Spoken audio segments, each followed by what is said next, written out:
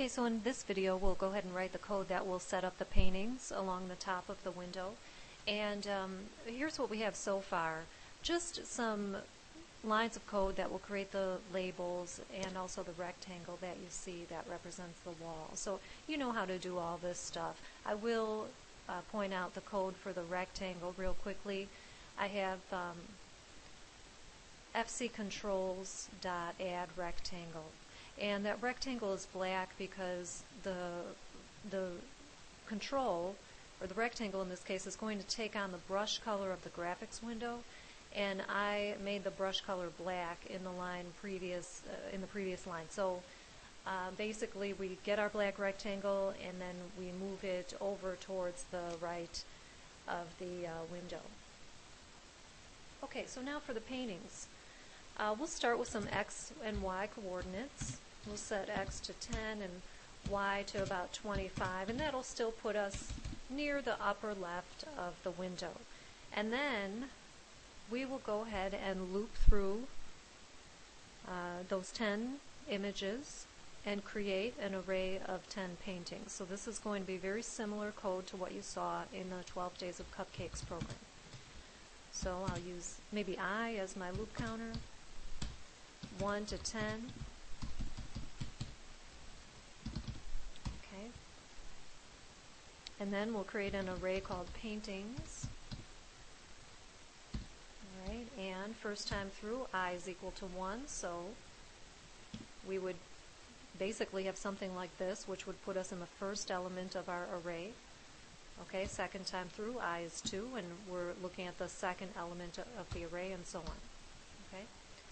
So now we have to use FC controls because when we click a painting, it's going to move, it's going to respond to our clicks, and same with the frames. So we do have to use FC controls to create a clickable image.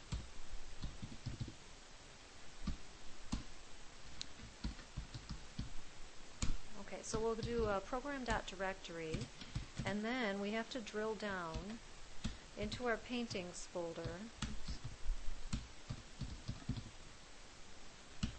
Because as I mentioned before, I did organize the images into 2 separate subfolders. We have a paintings folder, so that's where the code I just wrote will get me into this folder, and now I can construct the image names using my loop counter I and the JPEG extension. Okay, so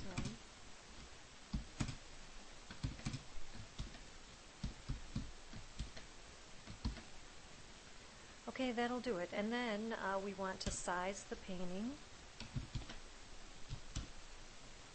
We can use set width for that. Who are we sizing? Well, the painting that we just created and added to the paintings array. This is how we access that one. And then we'll size to about, in my notes here I have 110. I had to eyeball all these before I decided to film the video, but you just have to kind of play with it and see what looks best. And then we'll move the painting into position. Oops. Once again, first painting, or the painting at hand, I should say, and then we'll just provide the X and Y coordinates for that. Okay, and then also we will have to advance the X cursor. We don't have to worry about going to the next line and whatnot because this is just one row of paintings up at the top. So we'll just advance the X cursor and we can leave Y alone. Okay, so since each painting is 110 pixels wide, if I advance by 115, that'll clear the width of the painting and then also put 5 pixels in between. So they'll be relatively close together, but they will at least have some space in between.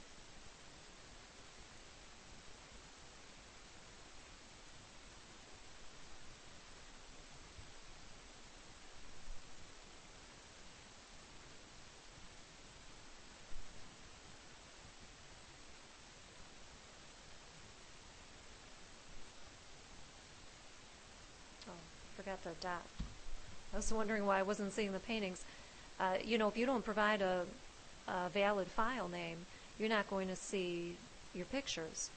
And my problem was I didn't have the .jpeg, so here we go. And there they are. This program is a little annoying because there's so many images, it takes them a while to load. So you just be patient and they will load. Okay, so in the next video we'll go ahead and add the frames, and the technique will be almost identical to what we just saw.